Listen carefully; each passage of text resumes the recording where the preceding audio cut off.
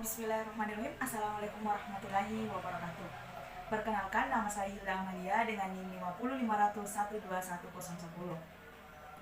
Nah, di sini saya akan menjelaskan tentang konsep dasar ekonomi media. Nah, teman-teman mungkin penasaran, apa sih sebenarnya ekonomi media itu? Nah, di sini saya akan membahas 4 poin mengenai ekonomi media.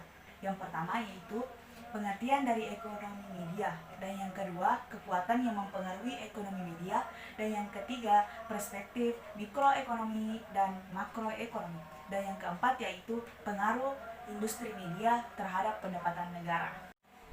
Nah, selanjutnya pengertian dari ekonomi media. Ekonomi media secara harfiah berasal dari dua kata, yaitu ekonomi dan media.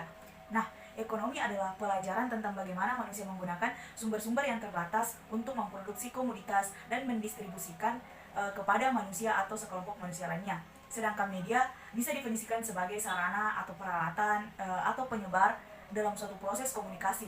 Nah, melalui media sebagai pesan mendistribusikan ke khalayak. Dalam konteks ekonomi media adalah institusi bisnis atau institusi ekonomi yang memproduksi dan menyebarkan informasi pengetahuan, pendidikan, dan hiburan kepada konsumen yang menjadi target atau selanjutnya yaitu kekuatan yang mempengaruhi ekonomi media. Nah, ekonomi media berkaitan dengan bagaimana industri media mengolesikan berbagai sumber untuk menghasilkan materi informasi dan hiburan untuk memenuhi kebutuhan audiens, periklanan, dan institusi sosial lainnya.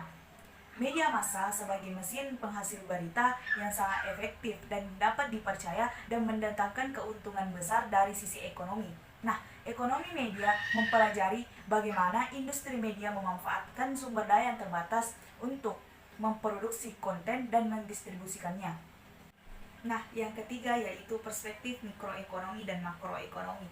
Nah, mikroekonomi adalah ilmu yang membahas tentang peran individual pelaku ekonomi yaitu bagaimana rumah tangga dan perusahaan membuat keputusan serta interaksi di dalam pasar tertentu.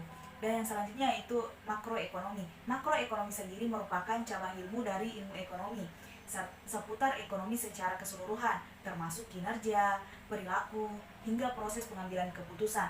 Ini juga masih berkaitan dengan penggunaan faktor produksi secara efisien agar tercipta kesejahteraan masyarakat secara maksimal. Yang keempat yaitu pengaruh industri media terhadap pendapatan negara. Nah, mungkin teman-teman sudah mengetahui bahwasanya pada abad ke-19 telah ditemukan yang namanya listrik. Lalu dilanjutkan dengan penemuan-penemuan seperti mobil, telepon, pesawat terbang yang dimana mengakibatkan perubahan besar terhadap pendapatan negara, bahkan pendapatan di dunia. Nah, selanjutnya yaitu revolusi yang terjadi pada akhir abad ke-20 yang ditandai dengan perkembangan semikonduktor dan proses otomatis industri. Kemunculan revolusi digital atau biasa disebut internet juga sudah berkembang pada abad itu. Nah, bisa disimpulkan bahwasanya ekonomi media atau industri media ini sangat berpengaruh pada pendapatan negara. Mungkin cukup sekian yang sempat saya paparkan. Terima kasih atas perhatiannya. Wassalamualaikum warahmatullahi wabarakatuh.